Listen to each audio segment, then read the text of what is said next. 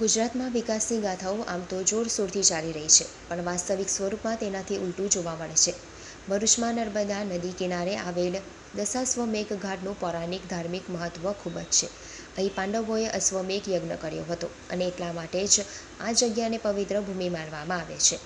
અહીં નદીની પાસે શાંતિવન સ્મશાન ગૃહ આવેલું છે. ભરૂચના દાંડિયા બજાર વિસ્તારમાં આવેલ દશાશ્વમેઘ ઘાટ પર અંતિમ સંસ્કાર કરવાથી મુક્તિ પ્રાપ્ત થતી હોવાની માન્યતાના પગલે ભરૂચ શહેર સહિત ગ્રામ્ય વિસ્તારમાંથી શાંતિવન સ્મશાન ખાતે અંતિમ સંસ્કાર માટે લોકો આવતા હોય છે. પરંતુ આ સ્મશાનમાં સુવિધાઓનો અભાવ જોવા મળે છે.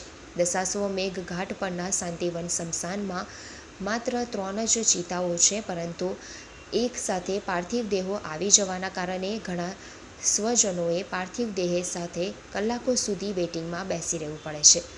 એક ચિતા પૂર્ણ થયા બાદ તેની સાફ સફાઈ કરીને બીજા પાર્થિવ દેહને વિધિસર અંતિમ સંસ્કાર કરવા પડે છે.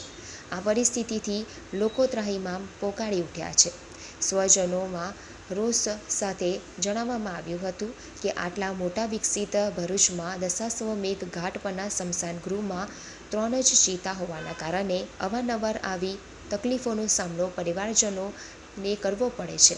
જેથી વહેલી તકે આ સ્મશાન ગૃહને વિકસિત કરવામાં આવે અને ચિતાઓમાં વધારો કરવામાં આવે તેવી પણ સ્વજનોએ માંગ કરી છે. આ બાબતે સ્મશાનમાં કાર્ય કરતા ધર્મેશ સોલંકીને પૂછતા તેમણે જણાવ્યું હતું કે નગરપાલિકા દ્વારા થોડા સમય પહેલાં ચિતાઓ માટેની જગ્યાઓની માપણી કરવામાં આવી હતી, પરંતુ અત્યાર સુધી તે કામ શરૂ કરવામાં આવ્યું નથી. સાથે સાથે એમણે જણાવ્યું હતું કે લોકોને અમે આગ્રહ પણ કરીએ છીએ કે સ્મશાન ગૃહમાં ગેસ ફર્નિશની ચિતા પણ છે, જેમાં અગ્નિ સંસ્કાર કરવામાં આવે, પરંતુ સ્વજનો દ્વારા લાકડાઓમાં જ મૃતદેહનું અગ્નિ સંસ્કાર થાય તે બાબતે આગ્રહ રાખવામાં આવે છે, જેના લીધે પણ આ પરિસ્થિતિનું નિર્માણ થાય છે. ઉલ્લેખનીય છે કે ભરૂચના અંકલેશ્વર તરફ નર્મદા નદીના કાંઠે કોરોના વખતે કોવિડ સ્મશાન તૈયાર કરવામાં આવ્યું હતું, જ્યારે મોટા પ્રમાણમાં ચિતાઓ પડેલી છે અને આ ચિતાઓ હવે બિનઉપયોગી છે.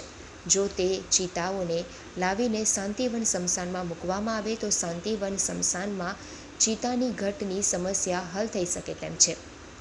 આ બાબતે નગરપાલિકા પ્રમુખ વિભૂતિબા યાદવે પૂછતા તેમણે જણાવ્યું હતું કે શાંતિવન સ્મશાન ગૃહ ખાતે જે હાલ સમસ્યા થઈ રહી છે તે અમારા ધ્યાને આવેલી છે, જેને લઈને અમે એની DPR અને ડિઝાઇનની કામગીરી હાથ ધરવામાં આવી છે. DPR અને ડિઝાઇનની કામગીરી ત્વરિત પૂર્ણ કરીને સરકારમાં આની દરખાસ્ત મૂકીશું. ગ્રાન્ટ આવતાની સાથે જ કામગીરી શરૂ કરી દેવામાં આવશે. નમસ્કાર. દશાશ્વમેઘ ઘાટ સ્મશાન પર જે અત્યારે સમસ્યા થઈ રહી છે એની માટે અમે કામ કરવા માટે તત્પર છીએ અને એનો DPR અને ડિઝાઇનની કામગીરી અમે હાથ ધરી છે. અને DPR અને ડિઝાઇનની કામગીરી પૂર્ણ થશે એટલે તાત્કાલિક ધોરણે અમે સરકારમાં એની દરખાસ્ત કરીશું અને સ્મશાનને વ્યવસ્થિત રીતે એને બનાવીશું, જેથી કરીને લોકોને તકલીફ ના વેઠવી પડે અને સારી રીતે એનો ઉપયોગ કરી શકે. મહત્ત્વનું કારણ એ છે કે ગઈકાલે પણ 12 બોડી હતા, આજે પણ 7 જેટલા મૃતદેહો છે. ગઈકાલે 12 બોડીમાંથી એક જ બોડીનો અગ્નિ સંસ્કાર ગેસ ફર્નેસમાં થયા હતા, જ્યારે કે આપણી પાસે ગેસ ફર્નેસની સુવિધા છે. ભણેલા ગણેલા લોકો પણ ગેસ ફર્નેસનો ઉપયોગ કરી નથી રહ્યા. તમે જોઈ રહ્યા છો આ ગ્લોબલ વોર્મિંગની અસર. ખરેખર ગેસનો ઉપયોગ કરવો જોઈએ. ભણેલા ગણેલા લોકો પણ આનો ઉપયોગ કરતા નથી.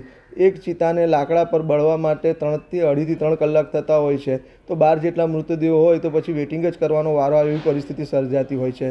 અહીં આવેલા જે લોકો હતા કાલે ડાઘો, તે લોકોની માંગ હતી કે આ બીજી ચિતાઓ વધારવી જોઈએ, એવું નગરપાલિકા તેમજ અમારા રોટરી ક્લબને એ લોકોએ એક માંગ રૂપે કહેવામાં આવેલું.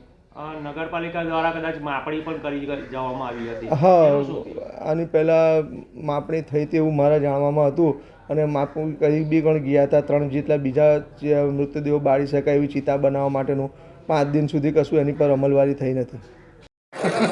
હું ચિરાગ ભટ્ટ જાડેશ્વરથી આજરોજ અહીંયા દશાશ્વમેઘ ઘાટના ઓવારે મારા બનેવીશ્રીના અગ્નિ સંસ્કાર કરવા માટે આવ્યો છું. તો મેં જોયું કે આવ્યો ત્યારે જ લગભગ અડધાથી પોણા કલાકનું અમારે માટે પણ વેઇટિંગ હતું. 3 ચિતાઓ પર અગ્નિ સંસ્કાર ચાલુ હતો. અને ત્યાર પછી અમારો નંબર લાગ્યા પછી પણ અમે ત્યારે તમે જોઈ શકો છો કે 3 ચિતાઓ પર વેઇટિંગ ચાલે છે. અહીંયા ધર્મેશભાઈ સોલંકી ખૂબ સરસ કામ કરી રહ્યા છે, પણ અમને લાગે છે કે હજુ ચિતાઓ આપણા ભરૂચમાં અહીંયા દશાશ્વમેઘના ઘાટ જે ખરો ત્યાં પુરાણોમાં જે એનો ઉલ્લેખ છે, તો એટલા માટે અહીંયા બધા અગ્નિ સંસ્કાર કરવા માટે ખૂબ સંખ્યાઓમાં આવે છે આજુબાજુના ભરૂચના. તો હું આપશ્રીને અમારા વતી આમ આદમી વતી વાત કરું તો અહીંયા અગ્નિ સંસ્કાર કરવા માટેની જગ્યાનો થોડો વિશાળ કરે અને થોડું રિનોવેશન કરે કે જેથી આવનારને અહીંયા ખરેખર જે આત્મા અહીંયાથી અગ્નિ સંસ્કાર કરીને જાય છે તે પરમાત્માને મળે. ભરૂચ રોટરી ક્લબ સ્મશાન ગૃહ ખાતે ગઈકાલે પણ એકી સાથે 9 થી 10 બોડી આવી હતી અને લોકોએ વેઇટિંગની અંદર મૈયતને સળગાવવા માટે બેસી રહેવું પડે છે. એવું જાણકારી મુજબ કે નગરપાલિકા દ્વારા ચિતા વધારવાનો પ્રયત્ન રોટરી ક્લબ અને નગરપાલિકા દ્વારા કરવામાં આવ્યો હતો, પણ અગાઉ જે માપણીને એ થયું હતું એ માપણીને એ કદાચ માત્ર ને માત્ર કાગળ પર થઈ હોય એવું લાગી રહ્યું છે. તો સત્વરે તાકીદે આ લોકોને પ્રજાની સુખાકારીને માટે નગરપાલિકા અને રોટરી ક્લબે તાકીદે નવી થોડીક ચેર બનાવી અને વ્યવસ્થા કરે એ જરૂરી છે. મારું નામ રાકેશ પટેલ છે.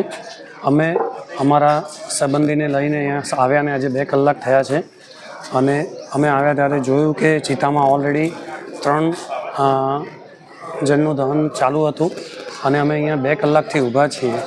દશાશ્વમેઘ ઘાટની વાત કરીએ તો એ બહુ મહત્ત્વ છે એનું.